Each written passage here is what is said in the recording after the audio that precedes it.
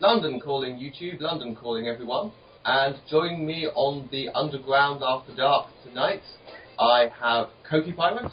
Howdy. And I have, joining us for the first time in over a year since the Bumper Edition pilot, you know her from YouTube, OldeVampyr. Hello. And why don't you kind of reintroduce yourself, OldeVampyr, just kind of like tell the audience a little bit. It's been a while. Well, I started out on YouTube, just had a lot of fun with it, but now, let's see, the past few months I've been pretty much playing live-in nanny to my granddaughter. I've been having a great time doing that. Aww. Aha. Which connects with the first topic of tonight, or of this week, should I say. And we also have, making yet another return, the wonderful SchizophrenicQueen. Hello. Aha. Well, basically, the question, I suppose, preposterous though it is can a woman be a grandmother and be president? I'll say a couple of things before we start, which are, I'll play my Brit card and point out that, loathe Margaret Thatcher as we might, she actually became a grandmother famously while Prime Minister. She may have been a fucked up bitch, not wishing to speak ill of the dead, I will, but I don't think she was impeded in running a country by being a grandmother. Would also say, yes, it's sexist because it's a double standard. No one said this about a man. And also, to be honest, I don't think the motivation is sexist.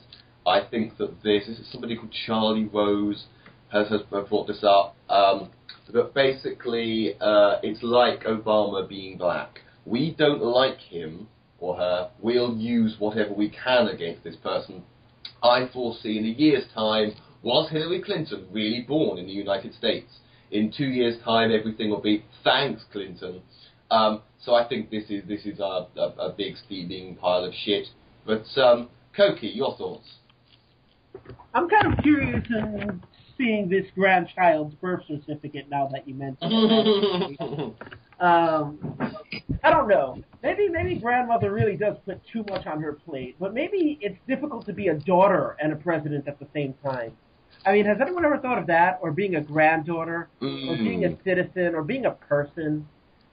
I definitely don't think anybody who is a son or daughter of anyone should ever run for president. Yeah, I know. It's just dividing the duties too much.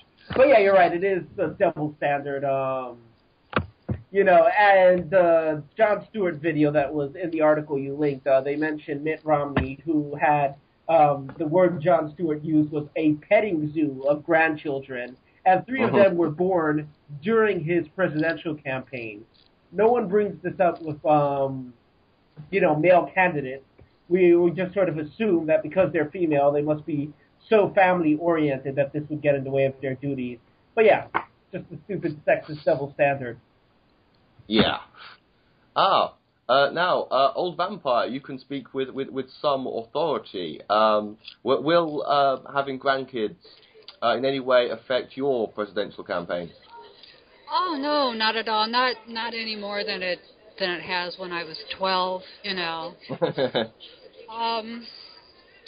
But what I find interesting is the people that bring this up. Probably, I don't remember them asking Sarah Palin if being a mother or being the grandmother of a bastard child would impede on her being vice president. I mean. It's a double standard as far as your candidates go. Not just, male, female, but also liberal, conservative. Yeah.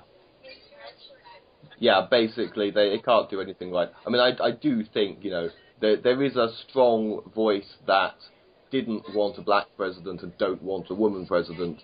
They'll hate them for being Democrats, but they'll hate them even more. And it's kind of anything goes. But I think it's a very casual kind of unconscious sexism that they're barely even, that they wouldn't really even acknowledge, probably. I don't know. I'm not over there. I just hear these things. Queenie, your thoughts? It has to do with the perception of stereotypical gender roles. I mean, you don't bring up whether or not a guy being a grandfather is going to impede on his career, because stereotypically the gender role for a man is to be the provider. He's supposed to be able to do these things, less oriented towards the caring for the family and more oriented towards getting things done. And it falls back on the stereotypical gender role that it's perceived that a woman is supposed to be staying at home and taking care of the family. And these roles are very much outdated. I think it speaks volumes about the people who would make these sort of claims. Whether or not it's simply just bringing it up because you don't like Democrats or that particular candidate or whatever, it's sort of a false call to values, I suppose you could say. Where you're like, oh, women are supposed to be the caregivers and the men are supposed to be the ones who bring home the bacon, sort of thing. Yeah. I think it's a push towards, like the church will be like, oh, traditional marriage and things like that. It's like the traditional gender roles. People don't like things to be changed when it comes to things that are considered very basic and things that make them comfortable. The people who would say Hillary Clinton wouldn't be a competent president because she has a grandchild are the kind of people who I would say are very intimidated by change, people who don't want to see it because it's scary. Yeah. Which I think we seem to be seeing increasingly, perhaps to some extent in the UK, but am I right in thinking that this seems to be a louder and louder voice in America these days? I'll throw that open to the floor if anyone has it. The voice for change or the voice for things staying the same? Yeah, the voice of fear, the voice of no, keep things the same. Go on, Koki. Well, I was going to say that U.S. politics is having an interesting state of affairs right now. In that, gerrymandering was always a problem. To be clear, the writing of certain districts to lump like conservatives together and liberals together in other places. So basically, a lot of Congress people have like guaranteed seats, or so it seemed at first, that Republicans were guaranteed a certain district because it was drawn in a way to be conservative. But you're starting to see the backlash in that it just enables more and more conservative politicians, and we'd imagine more and more liberal politicians in certain areas, to sort of come to power. And so it's no longer about who's the better candidate as much as it is who can sort of carry the party lines and who can have the most sort of moral outrage over random things like this. So, I'd say that appears worse and worse, largely because on the political end, it's set up in a way that the divide between the parties will continue to grow and grow. And as we can see, like during the Obama administration, but it's been a continuous trend since like the 60s, the parties are more and more divided. There's less cooperation. It's more Republicans, conservative, Democrats, liberal, no compromise kind of situation. So that's why you see a lot more moral outrage, I guess. It's because more and more conservative politicians are taking seats. Okay. I'll throw in a little addition to this question. I remember when Obama became president, however many years ago it was, there was this massive celebration. It was a huge thing. The first black and I think first non-Caucasian president. And the party seemed to be over very quickly, that the honeymoon didn't last very long.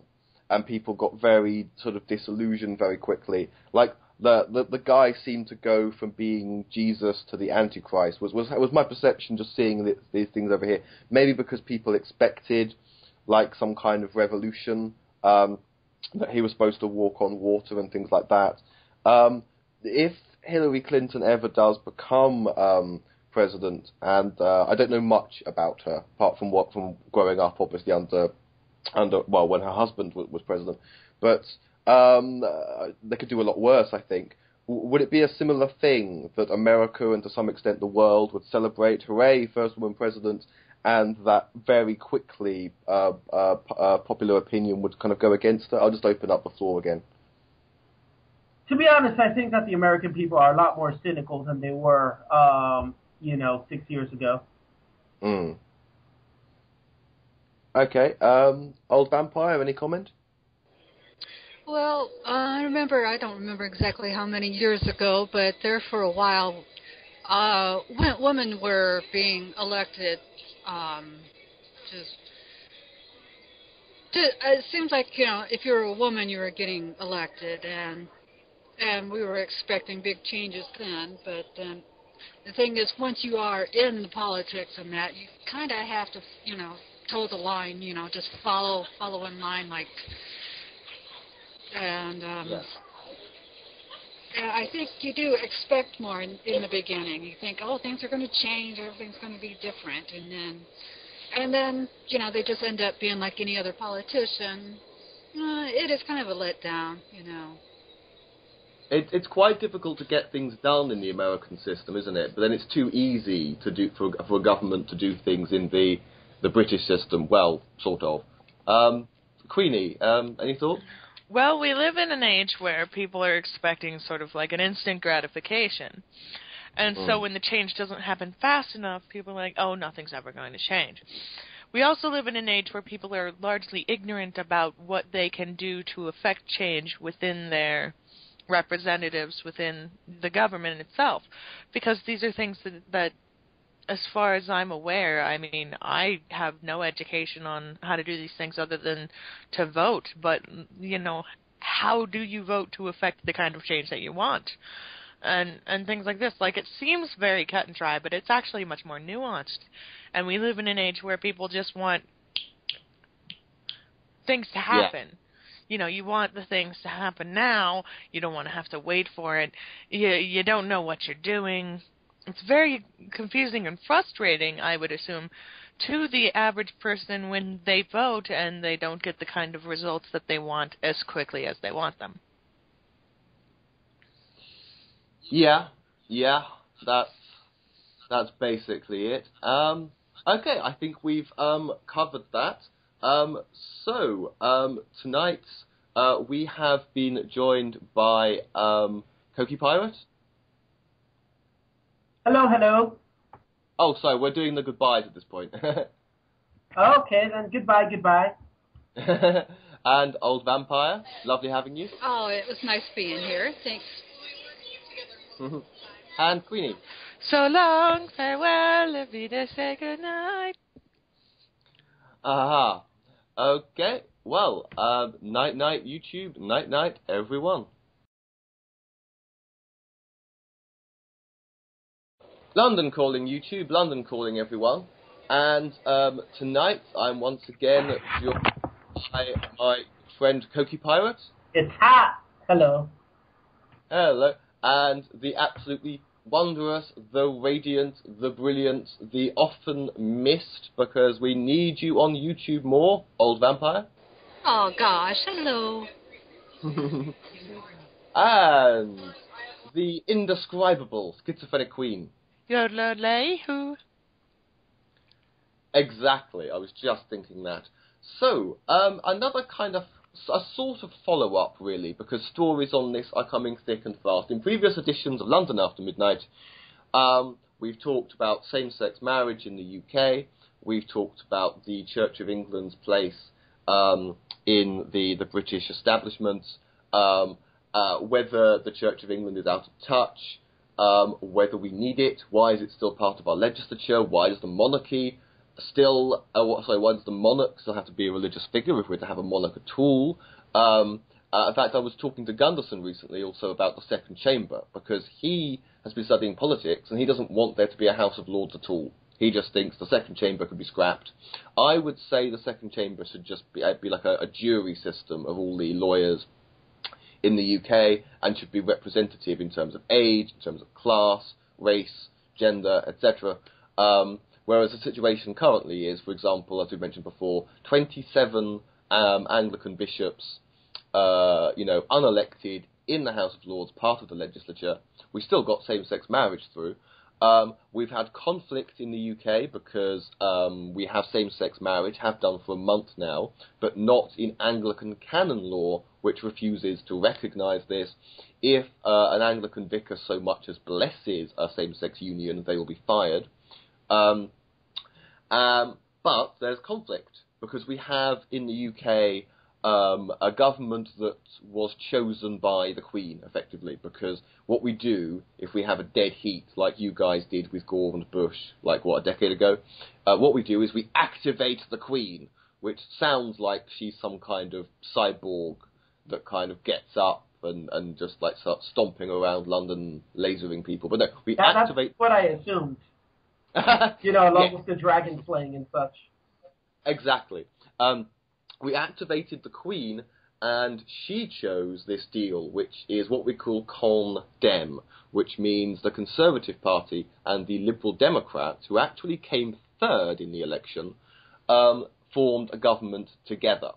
And what's been happening in the past week or so is our Prime Minister, David Cameron, has been talking like an American politician. He won't stop talking about God. He's called the United Kingdom a quote-unquote Christian nation. And Nick Clegg is calling for a totally secular United Kingdom, which also embraces multiculturalism. He doesn't want the monarch to be a religious figure anymore. In fact, he wants the disestablishment of the Church of England. And so the Prime Minister and the Deputy Prime Minister are actually disagreeing publicly. Hooray! And Nick Clegg, I think, is right for once. Now, obviously, over there in the US, you have separation of church and state anyway, but it doesn't seem to stop the strong religious nutjob element having a lot of power, a lot of say.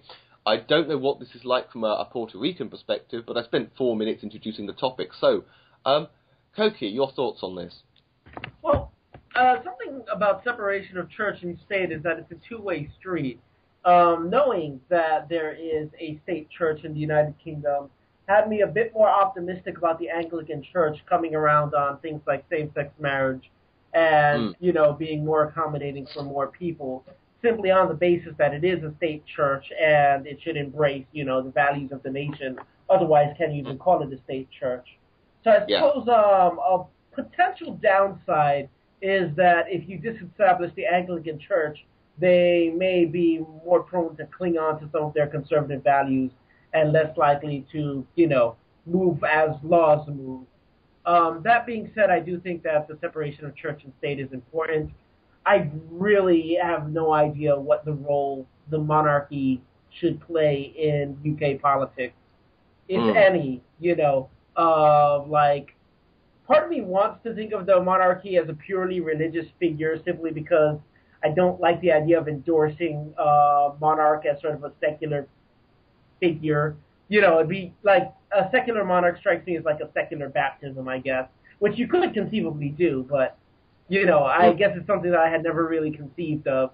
So I suppose most monarchs aren't also the major religious figures. I'm sorry, I'm just sort of rambling. What I mean to say is that there's a lot to gain, but there's also some stuff to lose. I'd hate to see, the Anglican Church revert, to some of their more conservative principles now that they consider themselves, free of the state, if you get what I'm saying.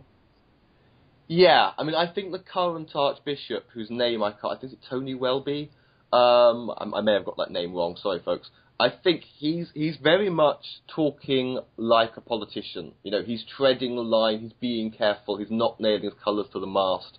I'm also, actually, something you said made me wonder, when was the last time a British monarch actually claimed the divine right to rule? I might want to look that up. But, the Queen as both a secular and a religious figure. Well, actually, that came up in some previous shows, because I think sometimes it's like, when I change my hat, my views change. It becomes a bit sort of, not that she says much anyway, of course, but maybe that's the wisest course of action, because there's actually a lot of confusion over this. But for example, Tony Blair, back when he was Prime Minister, insisted that the head of the Church of England was the Queen. And some other people said that the head of the Church of England is the Archbishop of Canterbury. So the government got in touch with the Archbishop of Canterbury, well, the then Archbishop of Canterbury, said, who is the head of the Church of England? And he said, Jesus Christ. And they got in touch with the palace, and because obviously you can't actually ask the Queen a direct question, but they got an answer somehow. So, I was under the impression that they actually went to Jesus Christ to verify, but never mind, go on. Worth a try, but the answer that came back, that according to the Queen, the head of the Anglican Church is Jesus Christ. So, everybody, like most British people, if you'd asked them, if they didn't think it was the Queen, would have thought it was the Archbishop of Canterbury. And so it's a bit like, what? I'm supposed to be the head of the... No, Jesus Christ is the head of the Church of England. So you've basically got a hierarchy. It's kind of like a ladder leading to the clouds. Because there is... like some North Korea stuff now, I mean... How do the people feel about having some foreigner as the head of their church?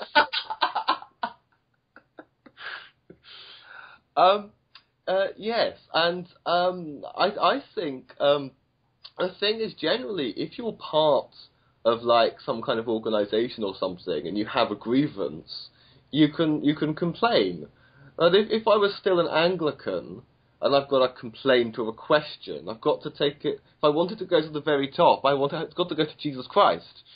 So it's sort of like anybody else can be deferential. So I don't know, ask Jesus. Yeah, well, Jesus has a way of always agreeing with you, whoever happens to be talking to him.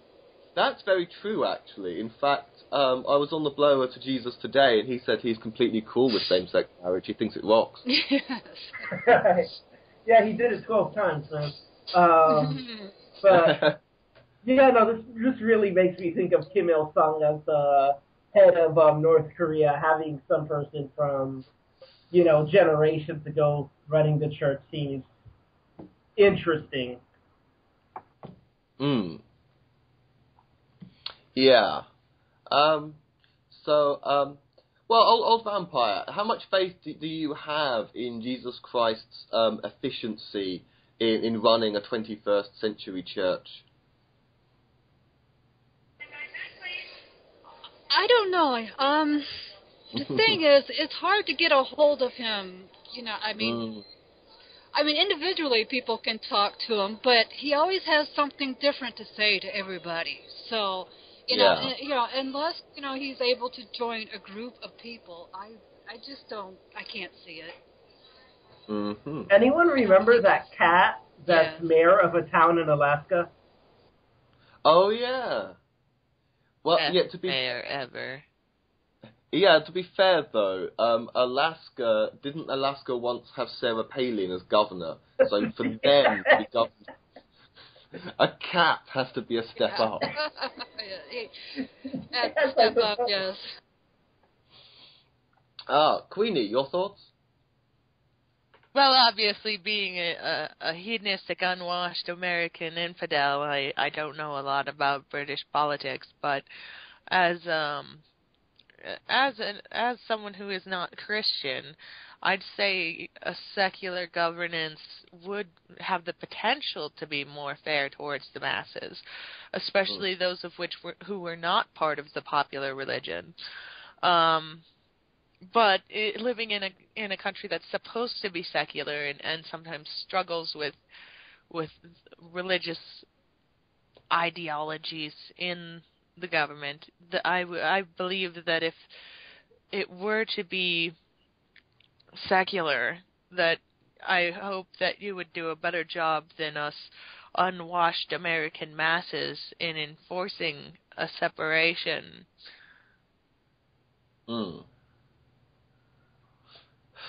Yeah. Yeah, it's basically like if you can work it out right and actually enforce it, I think it would be a good idea. Yeah, I mean, I don't see it happening anytime soon, unfortunately.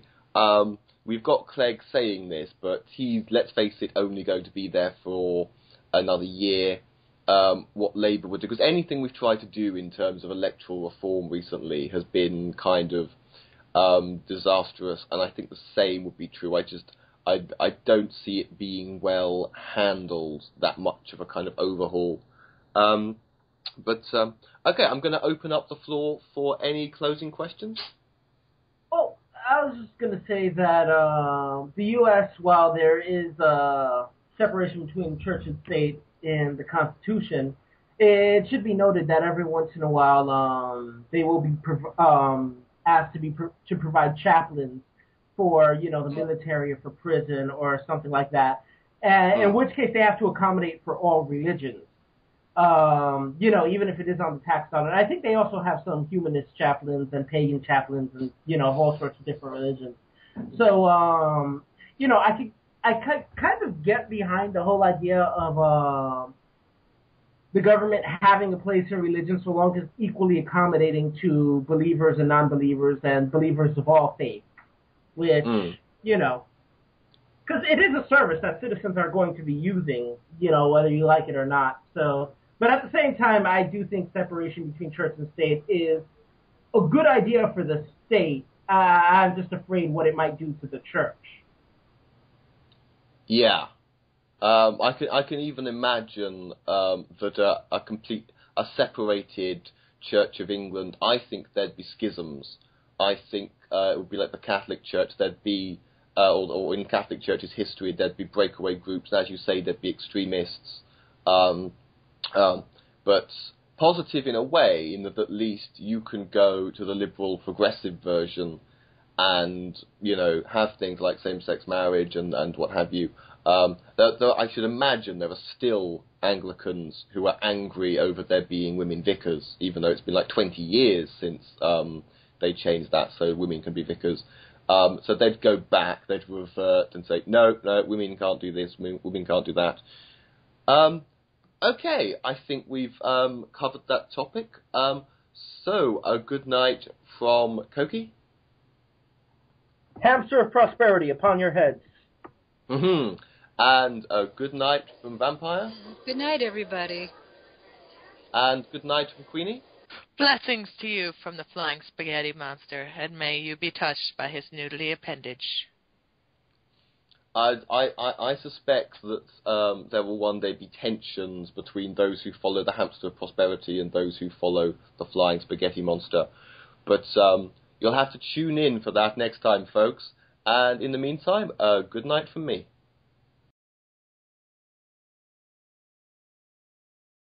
London calling YouTube, London calling everyone. And once again, tonight I am joined by the pirate that is also a Koki pirate. Hello.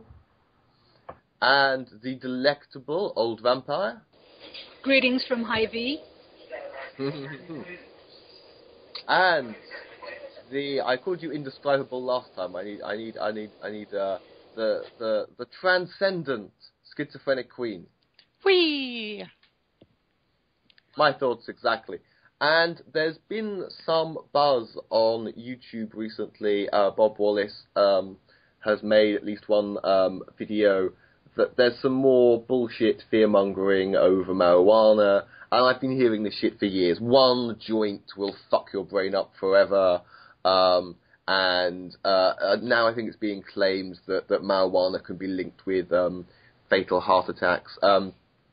Now, my point will be, what I'm going to argue is that bullshit fit, while drugs generally, and I'm not going to buy into gateway drug bullshit, but when it comes to warning people about drugs, there are reasons, because some can be very, very harmful. You don't want to be addicted to crack or heroin, for example.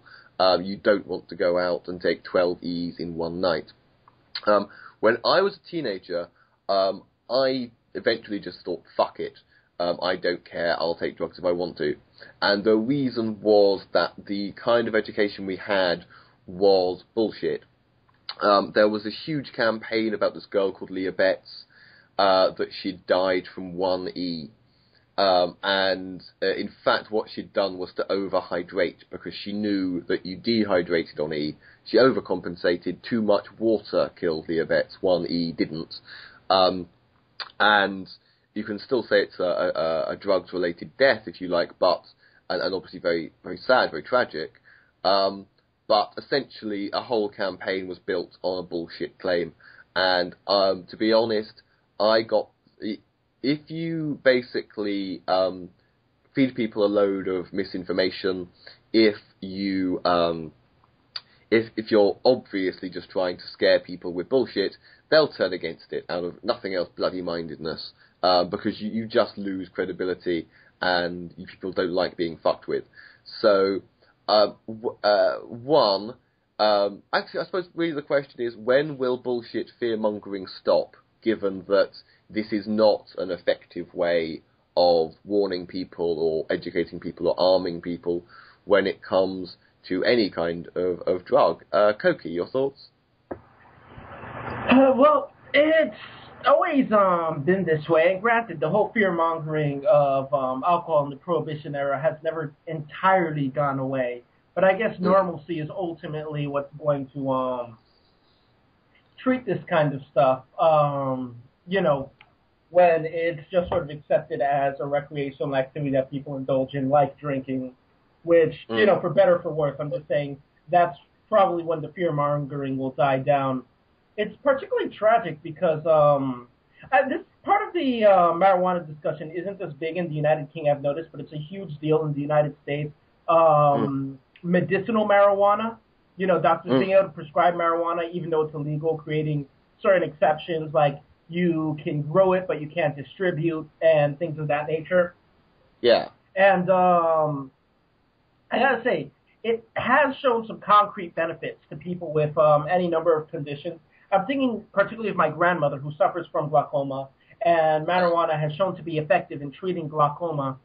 But even if medicinal marijuana were legal in Puerto Rico, which it isn't, but even if she were in a U.S. state that legalized marijuana, she'd be declining help that would, benefit her on the basis of fear-mongering. So there's that side of the coin as well. Even when it's used for pharmaceutical purposes, because of the fear-mongering, people will turn down help that they need.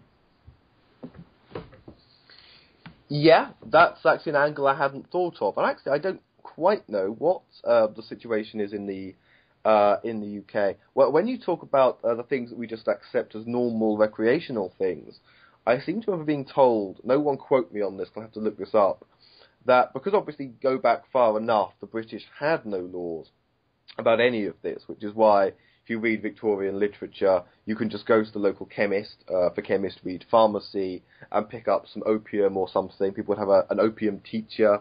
And when you read about Sherlock Holmes, injecting himself with a 7% solution of cocaine, it was perfectly legal, and actually people would have said medicinal, which actually I think cocaine has been used medically. In fact, I think oddly enough Hitler was given cocaine eye drops, and he was given amphetamines in some form or other, which is one of those weird things about Hitler. Hitler was on cocaine and speed. But anyway, but when the British Parliament actually sat on all of this, the bill potentially would have included alcohol and tobacco, but because people who sat in Parliament drank themselves and smoked themselves, that's why they were exempt. So if there'd been a lot more people, if a lot more politicians had done these other drugs themselves, they'd never have been outlawed.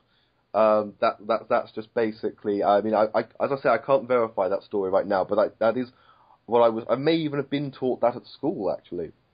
But in any case, so to get it back to fear mongering, where obviously, I mean, Tracy, growing up in the US, when you did, would you say? I mean, I would imagine it's actually has it changed, or is it basically the same old bullshit? Oh, if you smoke marijuana, you will blah blah blah blah blah. Is it the more things change, the more things stay the same, basically?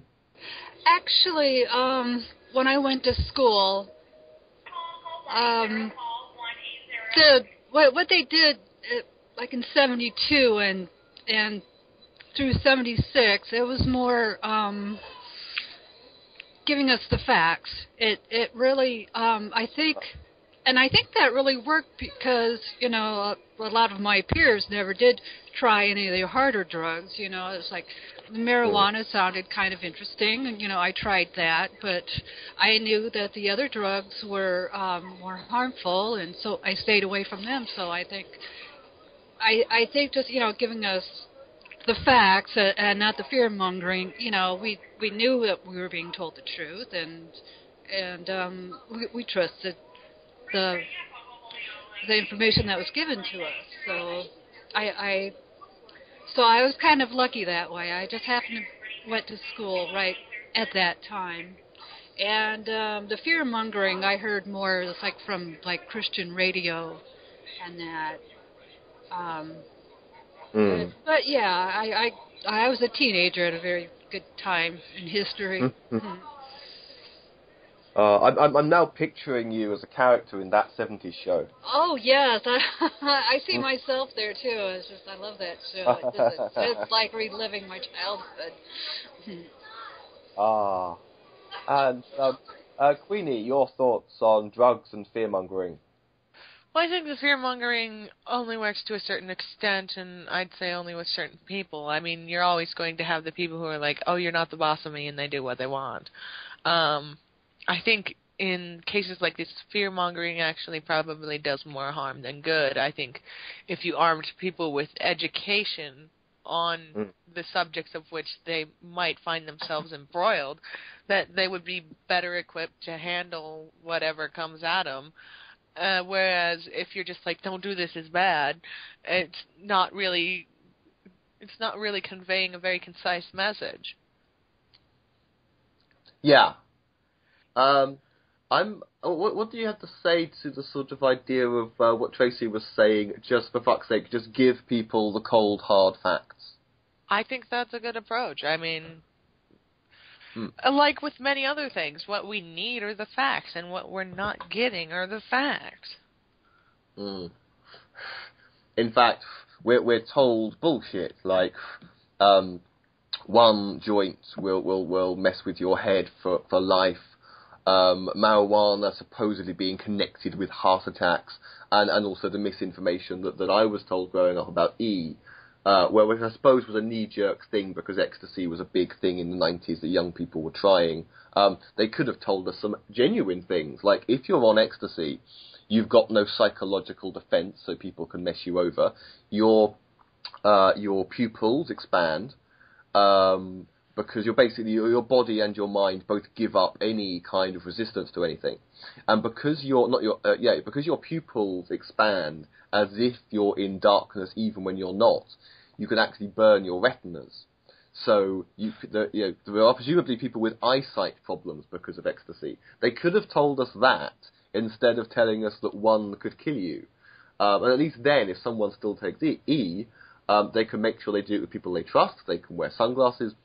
Or make sure they don't go out into sunlight, and drink a certain quantity of water, but don't go overboard, so you literally overhydrate your body.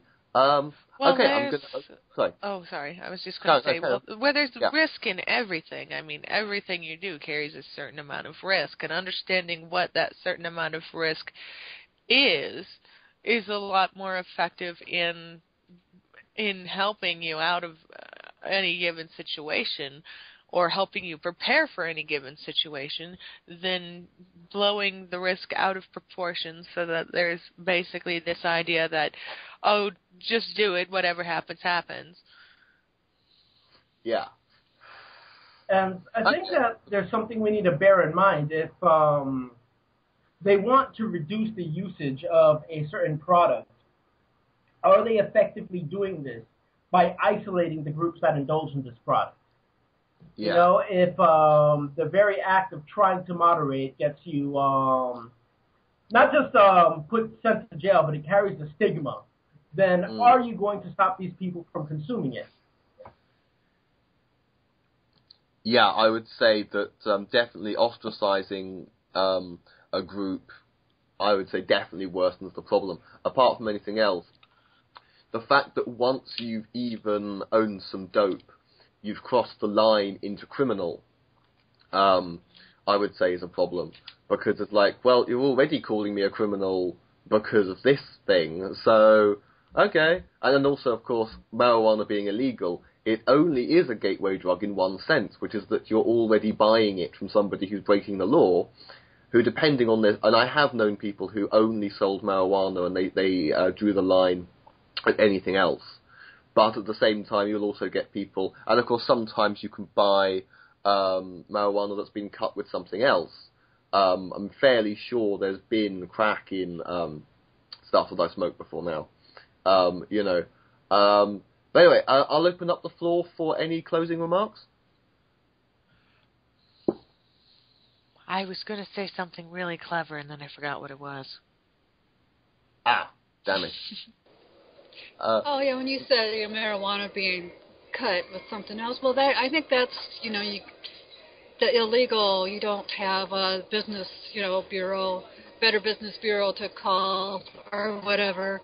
But I know that I have smoked something that had, let's see, pig tranquilizer in it? Yeah. It wow. was. Oh, yeah. Yeah.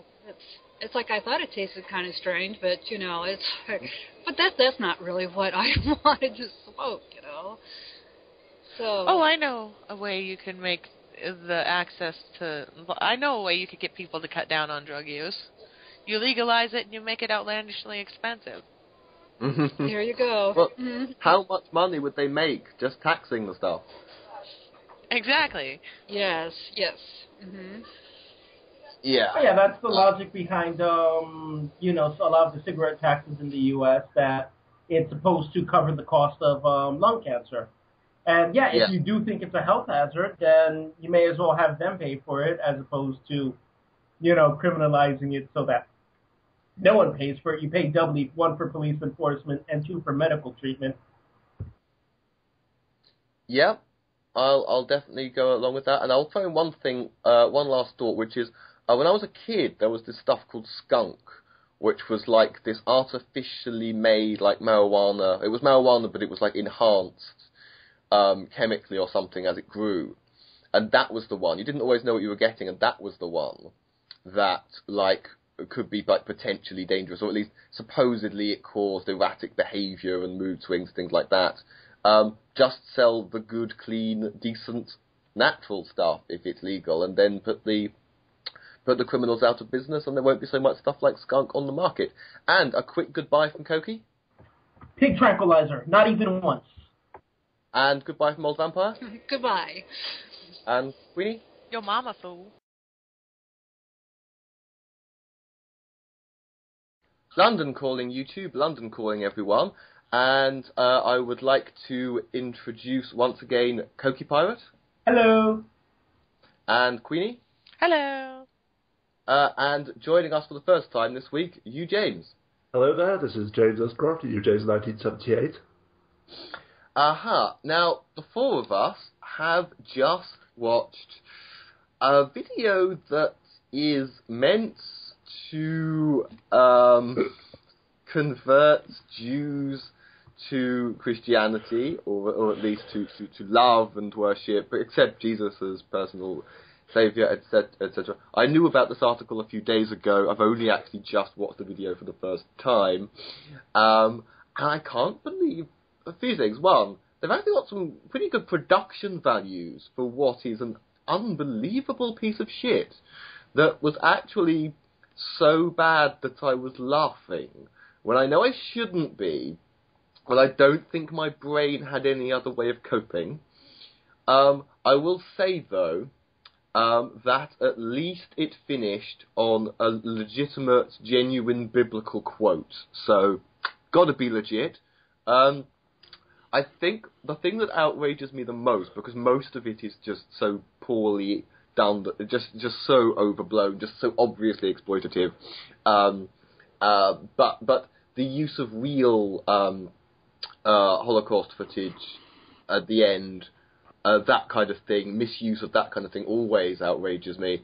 I don't know what else to say, but anyway, it's all linked in the description, and because I know the kind of reaction I'm going to get from you, James. I'm going to go reverse alphabetically. So, dare I ask you, James, what were your thoughts on this video?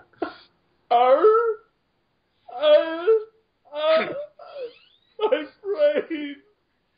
Oh, it died too young. What the fuck? Oh my god, the words appeal to emotion. Do not even begin to describe it. This is exploitation porn of the lowest order. Okay, on the one hand, Jesus was ostensibly killed by Jews for, again, depending on who you listen to, for preaching that he was the Messiah when no, he was not. To quote Futurama. At a robot bar mitzvah, one of my favourite scenes of all time.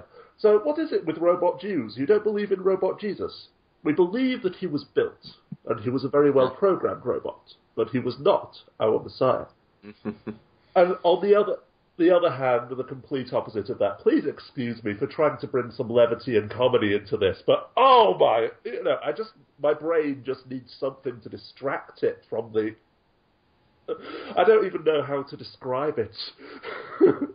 Rage, disgust, absurdity, insanity. But anyway, on the one hand, yes, Jesus was ostensibly killed by the Jews, depending on which...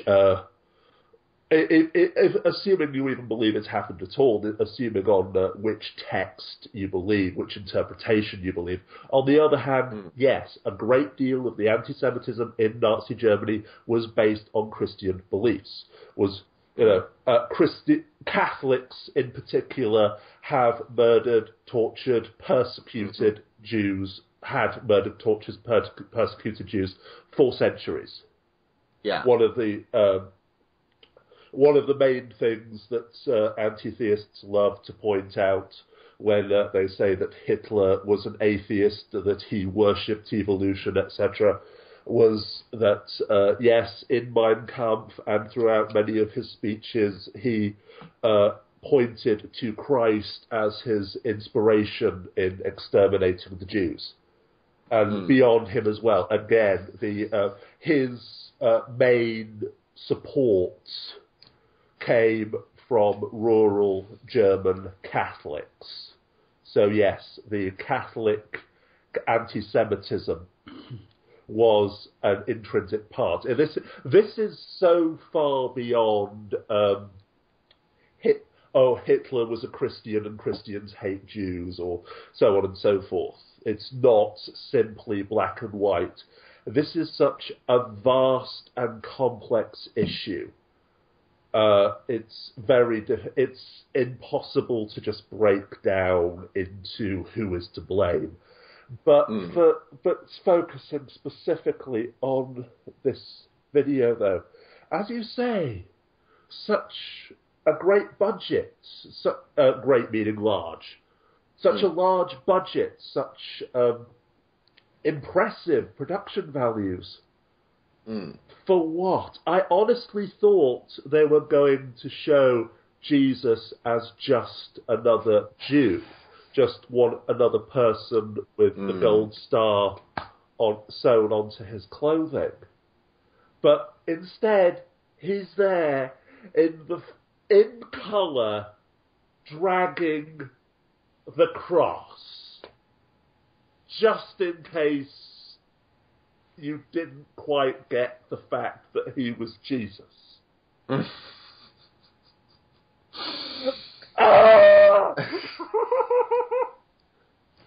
Yes. If they had tried for subtlety, I honestly thought that little boy was going to turn out to be Jesus.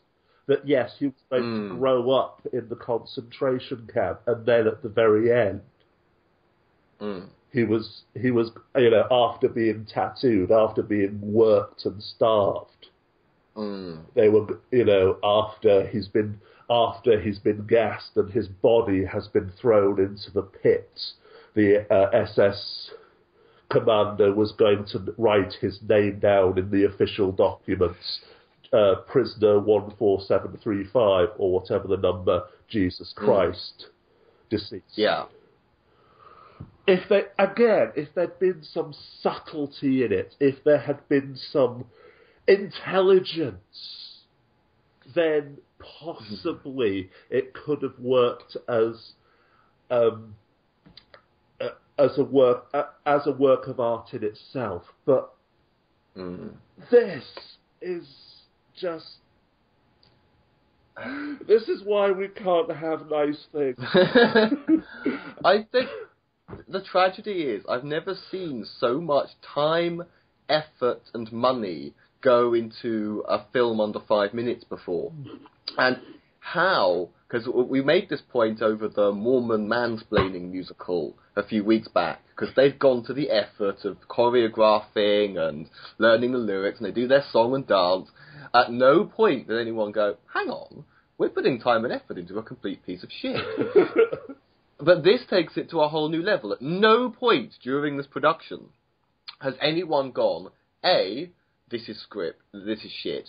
B, this concept and this presentation, this message, it just isn't working. And C, could we possibly be any more ethnically insensitive if we tried? Whereas I actually think, could any Jewish person who, other than anyone who can just laugh this off, not be angered by this? Queenie, your thoughts? I think it's a disingenuous piece of shit. I think if we needed to slap Jesus on everything anymore, this would be the last thing I would want it slapped on. You're going to take a tragedy that literally affects millions and millions of people around the world, specifically Jews, and you're going to slap Jesus on it. Oh, Jesus suffered with the people. Jesus suffered everything. Jesus is just... How could you not relate to a guy who could suffer from everything? Well, I fucking can't because he fucking didn't. I mean, if you want to be historically accurate, the people who were gassing Jesus were the same people who proclaimed to love him so much that they wanted to exterminate an entire group of people for some imagined crime in a fairy tale. This is just some fucking bullshit. I fucking hate this movie. It makes my skin burn.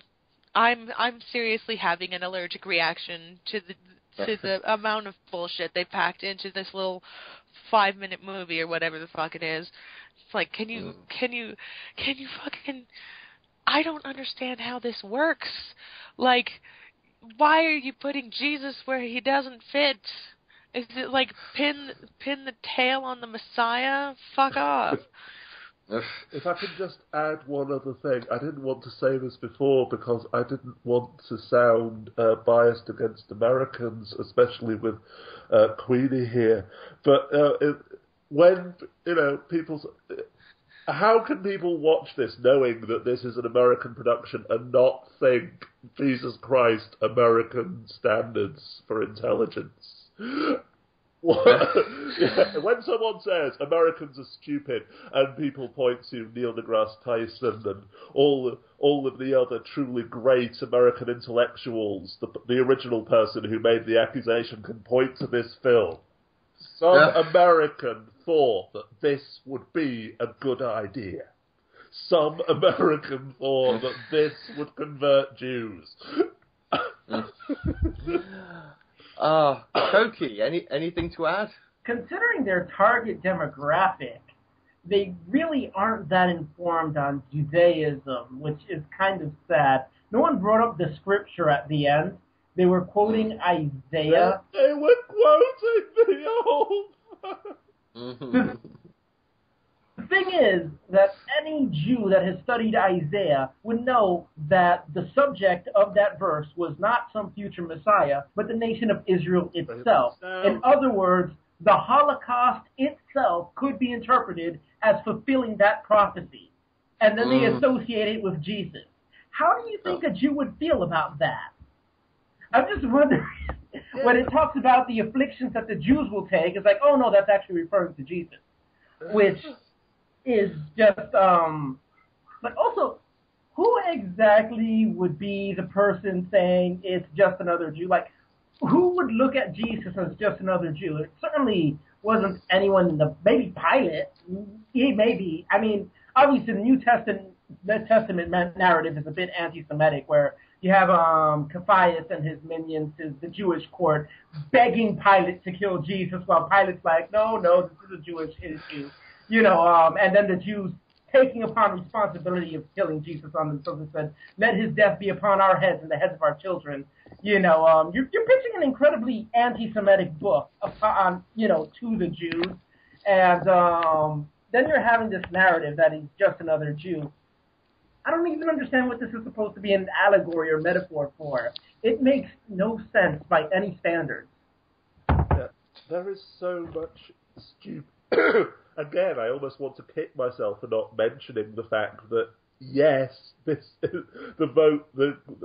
quote, the Bible verse at the end is from the Old Testament. It refers to the suffering of the people of Israel, to the Jewish people themselves.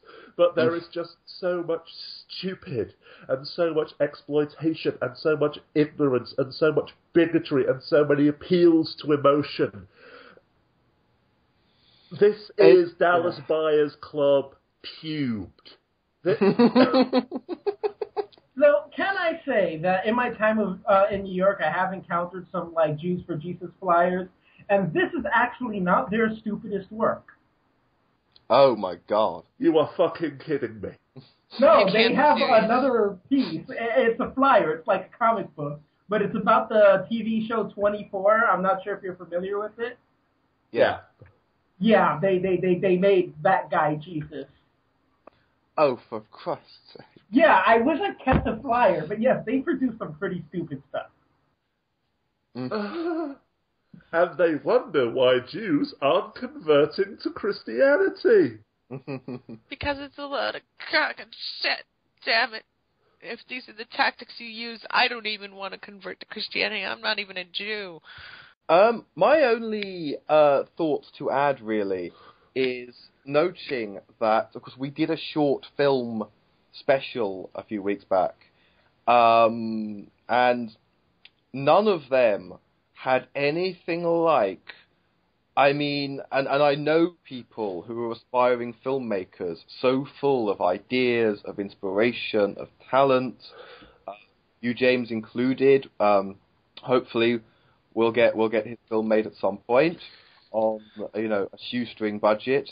But these guys, because it's religion, because you've got people who really believe, you get this, they got all that shit together to make that it's just, you would actually think at first, oh, this is the opening to a pretty good movie here, and then and essentially 10 out of 10 for resources and 0 out of 10 for not just a lack of intellectual value, but a lack of any kind of thoughts at all. Where I just think, all I have to do to get a film made is join some bunch of religious nut jobs. It's just that after seeing my own work, I'd hang myself. Exactly. Just again, as much as I despise the anti-theist mantra, this is just the perfect example of being so blinded by stupidity, by false belief, that yes, everyone thought that this was a good idea. No one said, hang on a second, this is bullshit. I've already suggested a way in which it could be much more subtle, much more effective. Still controversial, still fundamentally shit. I would criticize the hell out of it. But it would have some worth. It would have some value. But this... My question is, would it stand up against the Mormon anti-masturbation video?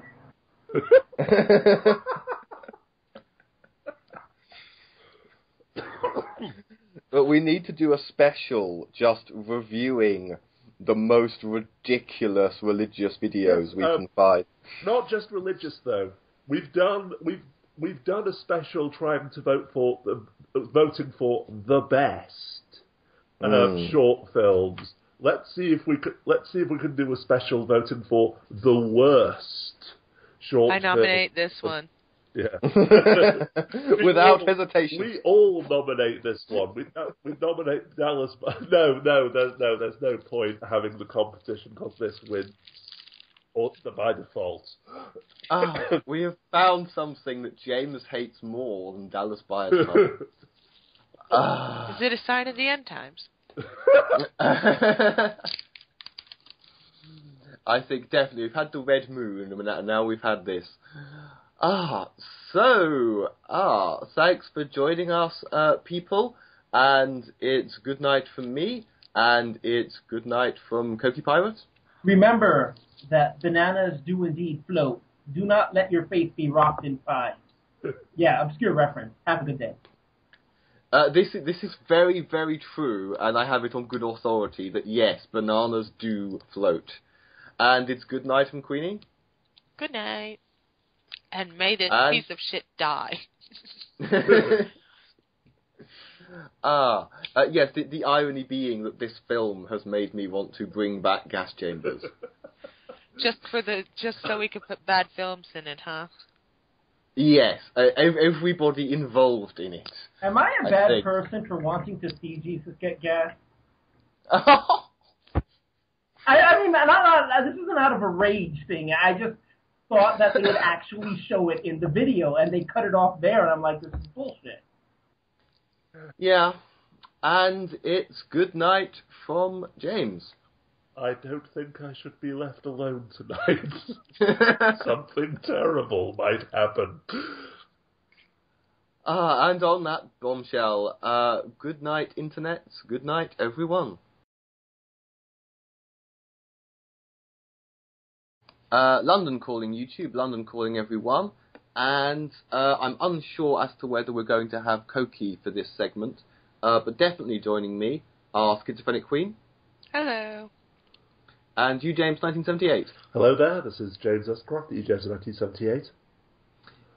Okay, and tonight's topic is, it sounds a little bit British-centric, but over here we have a couple of two of the most famous chat show hosts are Alan Carr and Graham Norton, who are gay men who are very flamboyant, camp, effeminate, and there's been some backlash against this recently, not because there's necessarily anything wrong with a man being feminine, but simply that it's a stereotype, and maybe it's time that we're not represented in that kind of way anymore.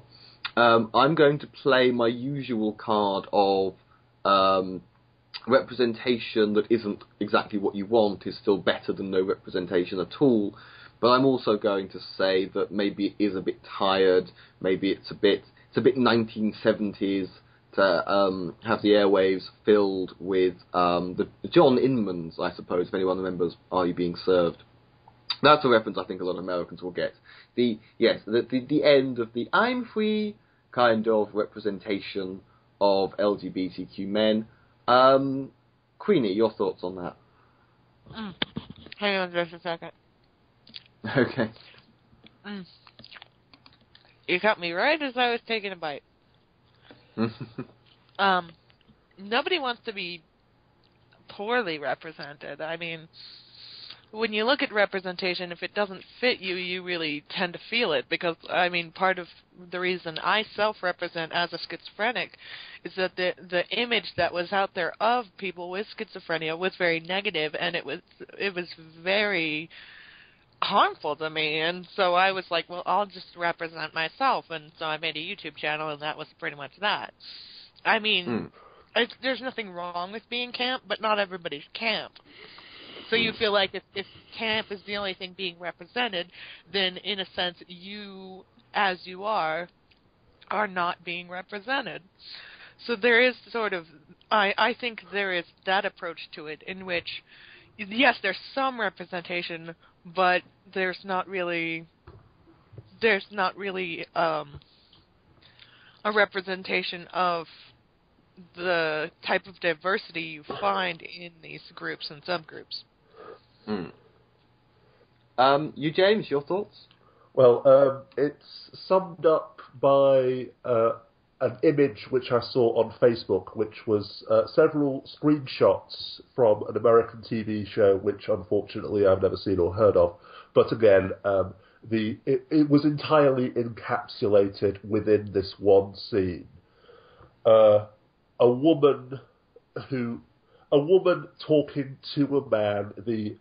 The images, the screenshots were subtitled, captioned, so the dialogue was there in the pictures, saying, "You admit it, you're not a gay man. You don't like fashion and other gay stereotypes. You're just a straight man who likes other men. Have you any idea how bigoted, ignorant, and offensive that is?" Was the man's reply, and my reply as well. The old philosophical chestnuts, would you go back in time and murder Adolf Hitler as a baby? No, I used to think that, yes, I would go back in time and murder Kinsey, the person who developed what is known as the Kinsey scale. The idea that gender, behaviour, and sexuality are all directly linked. That the more effeminate you are, the more you are attracted to men, and vice versa. Yeah. The idea that a transsexual woman is just an ultra gay man, as depicted in Dallas Buyers Club. But yes, as you say, on top of John Inman and Are You Being Served, I'm Free. There was also a 70s talk show host, TV presenter, whose entire personality, entire stage persona was that he was ultra gay, and his catchphrase was "shut that door." And then was that Larry Grayson? That's it, Larry Grayson. Thank you. And then in the 90s, you've got Graham Norton doing exactly the same shtick. Come on. And now, 2014, 20 years after that, for 40 years, gay men have been represented on mainstream television as effeminate, excuse the derogatory terms, fairies and puffs. I use those terms in inverted commas. I have heard Graham Norton speak normally on television, giving his opinion on some issue or other. This was back in the 1990s. And he sounded perfectly normal, perfectly intelligent, a decent, likeable human being. But put him in front of a camera on his talk show or what have you, and all of a sudden it's limp wrists and knob jokes. Yeah. It's one thing that you forgot to mention in your introduction, actually, Alex, is that the backlash against people like Alan Carr and Graham Norton is coming from gay men.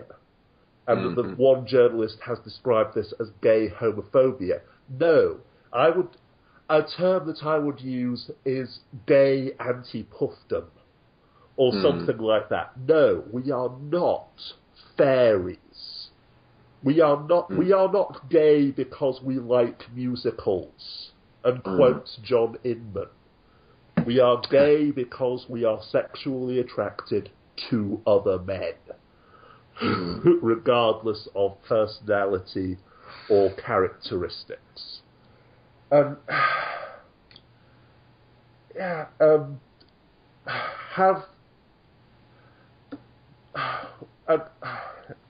One of my friends on Facebook, again, I keep referencing her, she is tiny. She is unbelievably feminine. She is obsessed with pimp. She is studying fashion. She collects Barbie dolls, even though she recently turned 19. Her entire life is as girly and as cutesy as you could possibly imagine, and she's a lesbian. Oh, so she must be in a relationship with a butch dyke then. No, her girlfriend is just as effeminate, just as much of a princess as she is. And again, the ultra butch gay men. I'm not sure if there's any specific term for them. Again, I mentioned during the recording break, I have been out alongside men who are gay, but much more masculine than I am. I spent much of my early life being accused of being gay simply because I wasn't hyper-masculine. This is probably one of the reasons why I make so many jokes about my sexuality, desperately struggling to prove that no, I am desperately trying to show people that no, I am straight. But anyway, women were hitting on the masculine men and dismissing me as the fag, the fairy, etc. Yeah. Coquipirate suggested that MRA should call that gay zoning.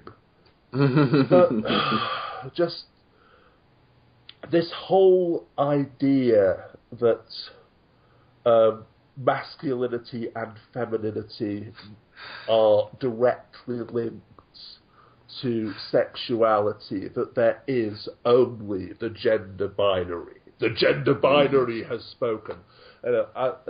Although I talked before about going back in time and killing Kinsey, that wouldn't have changed anything, because although he developed the scale, he was simply the mouthpiece for the cultural attitudes, the bigotries, the assumptions, the stereotypes, which still exist across the world to this very day. Yeah. So if you're a transsexual woman, then you're just a gay man who is ashamed of being a man because only women should fuck men. No, there are asexual transgendered individuals. There are lesbian trans women. There are straight trans women. Gender has nothing to do with sexual orientation. And it's still very dangerous and harmful, even in British society now. There was a thing I read, which I'll try and remember to link in the description, about a quote-unquote formerly gay man who had been quote-unquote cured of his homosexuality. And when he describes his treatment, it's almost like a kind of cognitive behavioural therapy to get him to change his behaviour. So, when I learned to stop walking in a mincing way. So yes, if you're a gay man with a mincing walk and you cure the mincing walk, then you're internally less gay as a result. That somebody who'd, led his life as a gay man, had a long-term partner, is actually buying this so-called treatment. So it actually goes beyond the superficial cultural thing. It's a harmful thing. Yes, it is bullshit which people genuinely believe, at least in part because of the norm, in inverted commas, which is being reinforced by Graham Norton. So I can just imagine a gay man in Britain or in the Bible Belt of America. He's a lumberjack, he's an MMA fighter on the weekends, so on and so forth. He is the least effeminate man on the planet, thinking, so he goes into pray the gay away therapy or whatever to be cured, and say, the first thing you have to do is get rid of the mincing walk. And what mincing walk? And get rid of any kink and any dolls, stop Did you dress up in your mother's clothes as a child? That reminds me of something I went through when I was a little kid. Oh, yeah. Having grown up with brothers, and, when I was younger especially, I think I didn't have that much influence from my mom. I walked like a boy, and one of the girls in my kindergarten class noticed this, and she's like, "Why are you walking like a boy? You have to walk like this." And I guess, I put more importance on it than it actually was, and I ended up practicing this walk until I had mastered the girl walk and was no longer performing the boy walk. Yes, and on that day you became a real girl. I grew my girly wings and everything. Just imagine, if you had continued walking like a boy, then you would be a lesbian right now. Well, I kind of am of the romantic persuasion towards women. I mean, I pass as straight right now because I'm in a relationship with a dude. No. I tell you absolutely, the fact that you stopped walking like a boy means you are not lesbian anymore. The internet has spoken. Yeah. Can I still comment on how hot chicks are if I'm not a lesbian? Oh, of course you can, but don't touch! And it is bizarre to me that these people don't question, because it's so, I don't know if it's cognitive dissonance or whatever, but have you never seen a butch gay guy? Have you never seen a girly lesbian? As I say, the cognitive dissonance, when the human capacity to lie is exceeded only by our ability to believe a lie in defiance of all evidence to the contrary.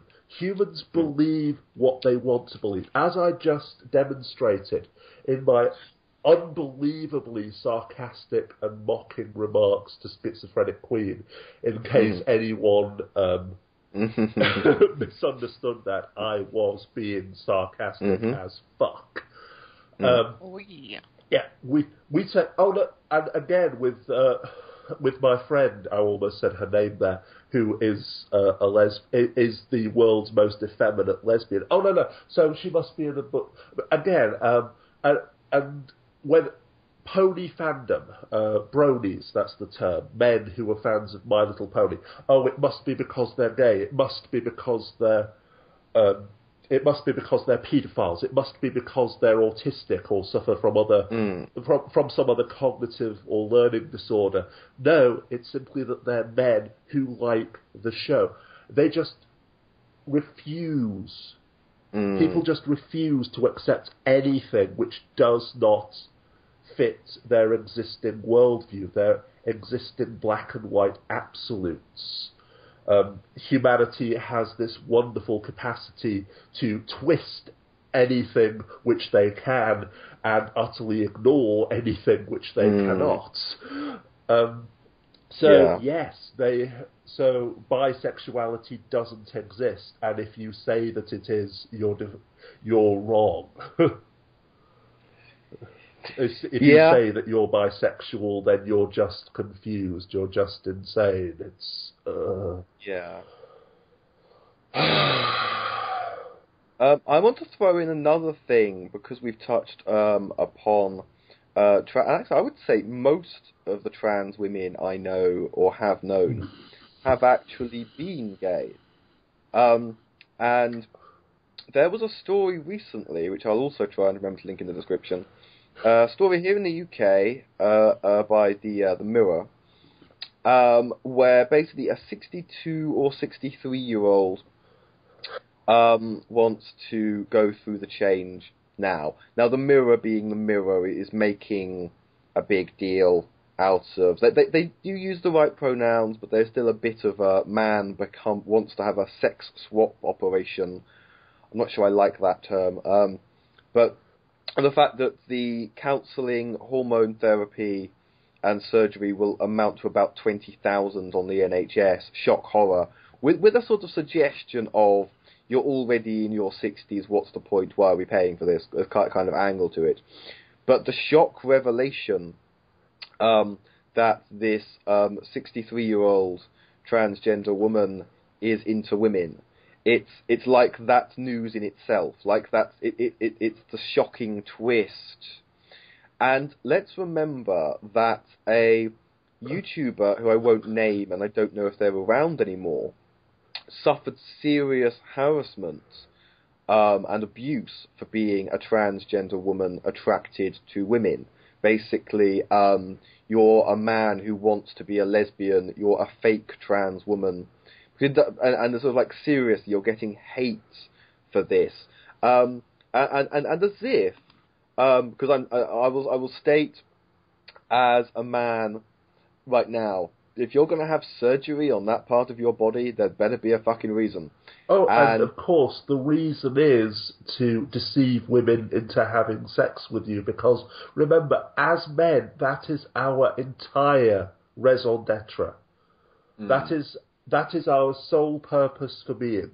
From the moment we wake up in the morning to the moment we fall asleep at night, and even while we are dreaming, our entire being, all of our conscious and unconscious thoughts are utterly devoted into getting women to have sex with us by any means necessary. So, yes, you remind me of an utterly disgusting sketch from a so-called comedy program. I can't remember the actual program itself, but the sketch was standalone. This was back in the 1990s or the early 2000s, back when I was still watching television.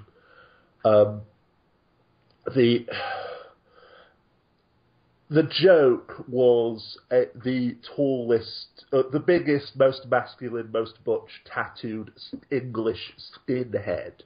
The kind of person who you look at and think shaven gorilla or EDL thug, wearing a dress and talking about how he was now a tranny. Yeah, and I have to admit, I'm a leser, because I still fancy birds, somewhat rotten. The joke being that, of course, if you're attracted to women, then you're obviously not a trans. You're not trans. You are just a man who wants. You are just a man who wants to trick women or something like that. Again, the Kinsey fucking scale, and can we burn it along with every copy of Just Another Jew and Dallas Buyers Club. Again, the damage that shit does. Just this belief. You're already in, and of course, again, going back to the article you mentioned, you're already in your 60s. What's the point of being a woman? Even if you were a woman, you'd be an old woman, and nobody wants to fuck an old woman. Because, again, a woman's only value is her youth and her physical attractiveness. There is just so much bigotry and stereotyping. There is just so much. There are so many gender normative assumptions in this entire storyline that it could take months to mention, let alone discuss them all. But in short, we need to start seeing people as individuals. That is the only way forward. Yes, you are X, Y, and Z, but that doesn't prevent you from also being A, B, and C. Or you are all of these things, or you are none of them. You are who you are. Instead of it's one of my favorite memes of all time. You're obviously identifying yourself incorrectly. Here, let me do it for you. When a person says that they are a transsexual trapped in the body of a squirrel and are sexually attracted to radiators, Believe them, unless there is damn good evidence to the contrary.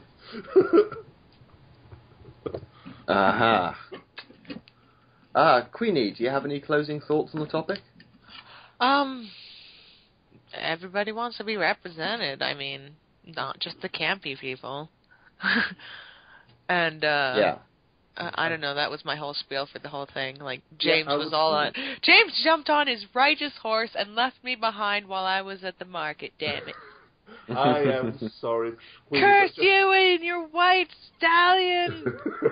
I just want to say, though, Queenie, you are not your schizophrenia. Of course, given... Well, that, but I know that. But what I want to say is what you were saying before is you wanted to represent yourself in the face of the unbelievably bigoted and ignorant negative stereotypes of schizophrenic people.